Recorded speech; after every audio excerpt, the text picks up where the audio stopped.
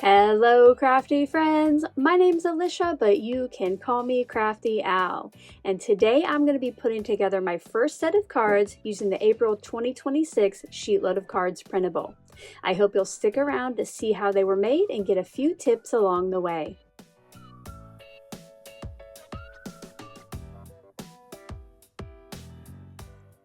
Welcome, or perhaps welcome back to my channel. I'm so glad that you're here today.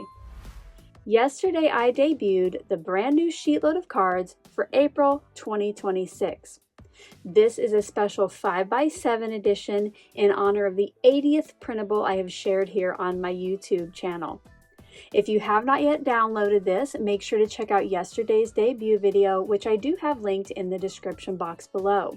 Today, I'm going to be showing you how I put together my first set, including giving you lots of great assembly tips, and my creative team is going to be joining me in sharing their first sets. I know you're going to want to see what everyone created, so when you're done with my video, make sure to check out this month's playlist. I have it linked in the description box below, and it will also be as an end card at the end of this video. I know that I cannot wait to see all of their cards this month, and I hope that you feel the same. I know they're going to appreciate when you stop by, leave them some love, and subscribe if you're not already. As I get into today's process, I will tell you all about the products and tools that I'm using, but as always, if I ever leave you with any questions, feel free to leave those in the comment section below, and I'll get back to you just as soon as I can. Let's get crafty! I'm going to get started today by cutting the 2 pattern papers per the cutting guide, and the first thing I'm going to do is cut 2 columns that are 3.5 inches wide. Now my paper did still have the branding strip at the top, so I cut that off quickly before I turned my paper back around the correct way and cut those 2 strips. Now with what's left over on the left, the first cut I'm going to make is for pattern paper A, so I'm going to cut that to 6 3/4 inches tall. This piece then gets cut into 5 strips that are 1 inch wide. I do eventually get to a place where my fingers can no longer hold the pattern paper in place while I make the cuts, so as I usually like to do, I bring in a piece of Scotch removable tape to hold that in place while I make the cut, and I will use this same piece of tape throughout this project until it loses its stickiness. The piece that was left over below that will be cut down to 5 piece C's, which are 3.5 inches wide by 1 inch tall.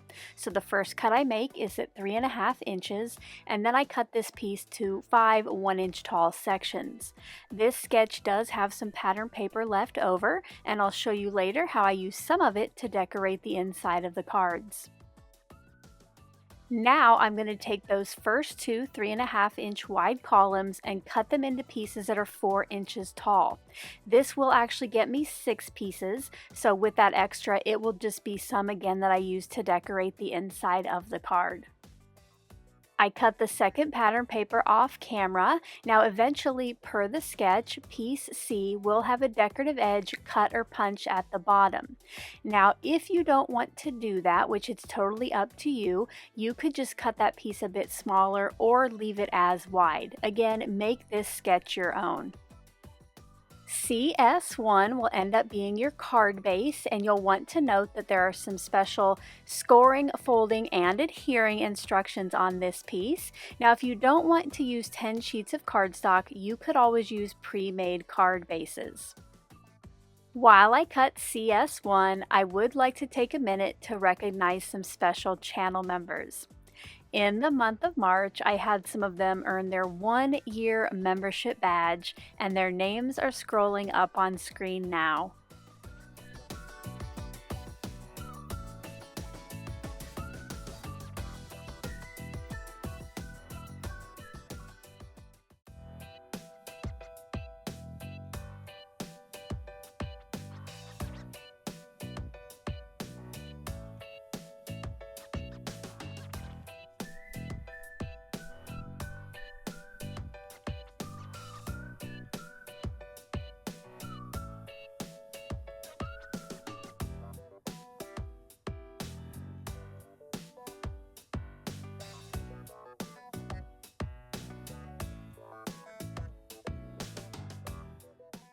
Thank you all so very much for your continued support. If you're not yet a channel member and you would like to find out more about the perks of being one, you can click on the join button below this video or check out the link in the description box below. Membership starts as low as $1.99 a month, and that will get you access to probably the most favorite perk, and that is the visual archive. It is a one-stop shop with thumbnails and direct links to all SheetLoad of Cards editions. Next up is CS2, which is the circle for your focal points. This calls for a total of 10 3¼ inch circles that will eventually have about a ½ of an inch cut off the side. Now, if you are a channel member, I will give you access to a special SVG that will cut this down to the size that you need. Later today, over on the membership tab, I will be sharing a link to the SVG file. You'll want to look for a graphic like the one up on screen now. It will also be available on the monthly blog.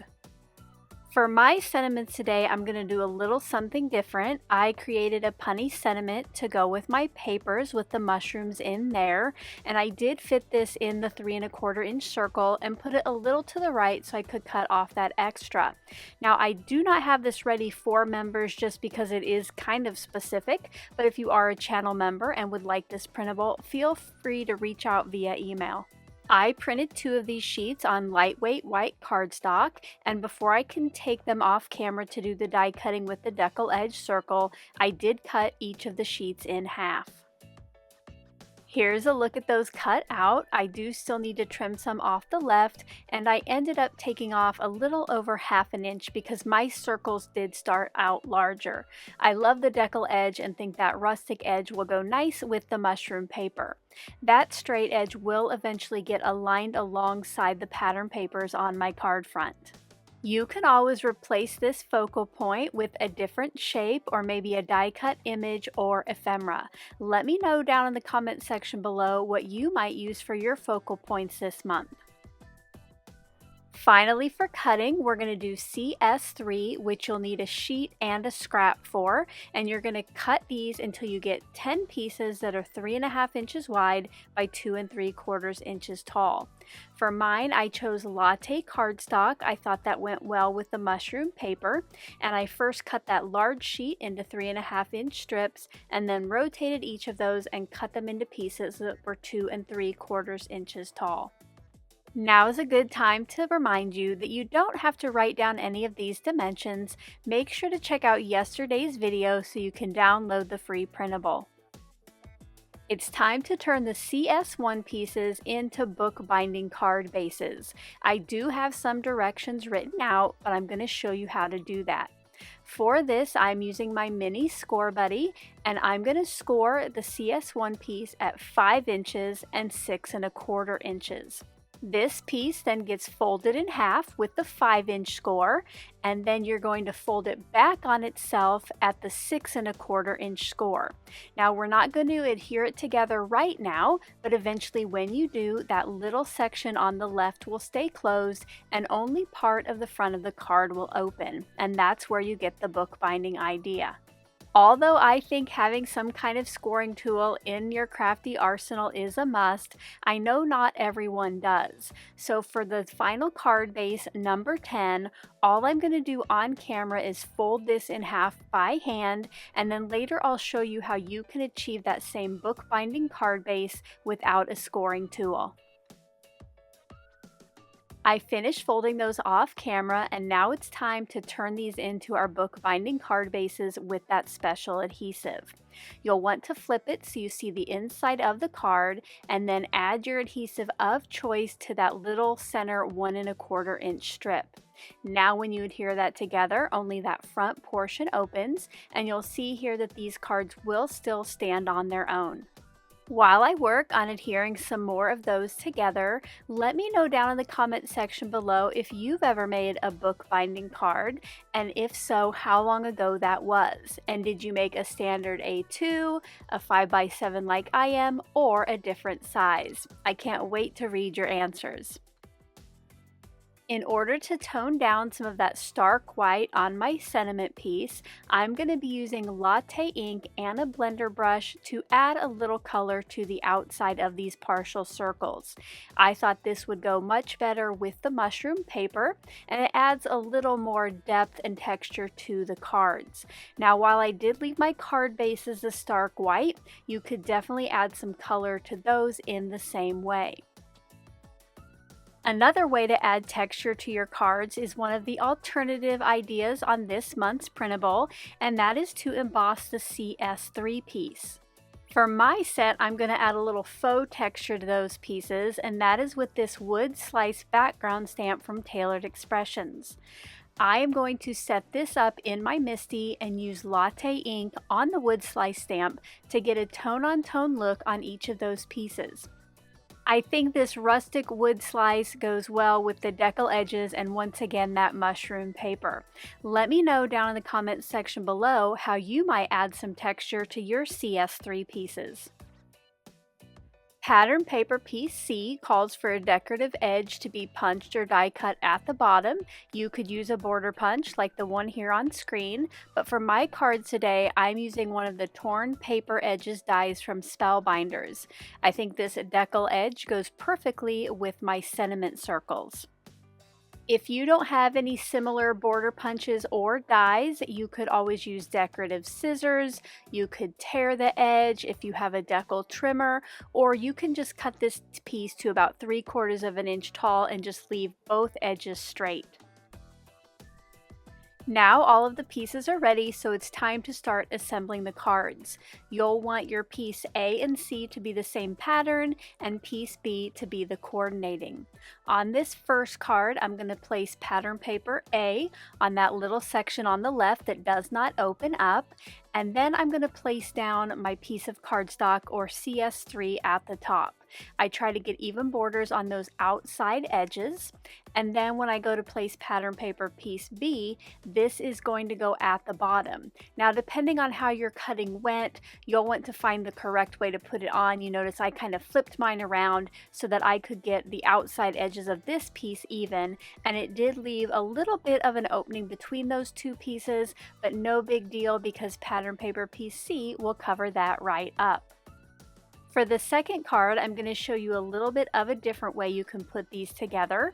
The card will start the same way with pattern paper piece A, but instead of placing down CS3 and pattern paper piece B separately, I flipped those upside down, held them together with a piece of Scotch tape, and then added adhesive to both of these and laid them down as one piece.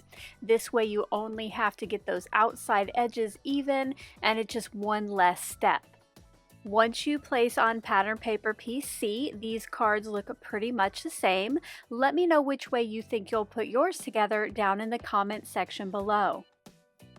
For the third card, this is going to be the one where I folded it in half by hand as if I did not have a scoring tool.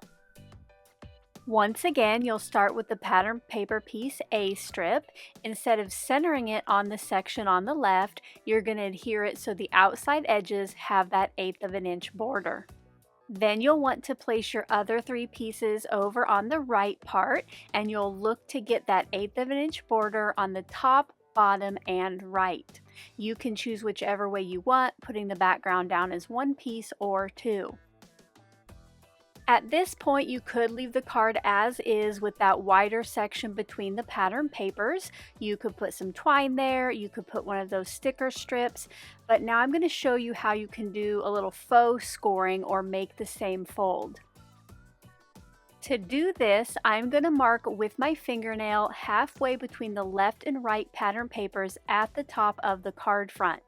Then I'm going to use that line to fold this piece back on itself, trying my best to get a nice straight edge. Once that fold is made, you can go ahead and add your adhesive to the inside of the card just like those first 9. I finished adding the rest of the pattern papers off camera, and now it's time to get the sentiments added. For this, you'll want to align the left edge of your partial circle along the left edge of the right-handed papers. Hopefully that makes sense. Now you're free to move this up or down as needed, and if you wanted to put foam tape on the back of this piece for a little added dimension, that would work as well. For me, I'm going to try to keep these nice and flat for mailing right now. I added the sentiments to the rest of the card fronts, and then to finish these off, I added a trio of matte gold enamel dots around the sentiment circle, and on the inside I used those torn paper edges dies once again to cut a small scrap. And here are some close-up looks at the finished set.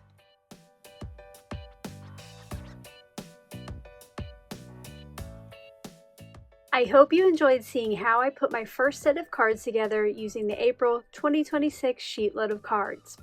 If you did, as always, a thumbs up is appreciated.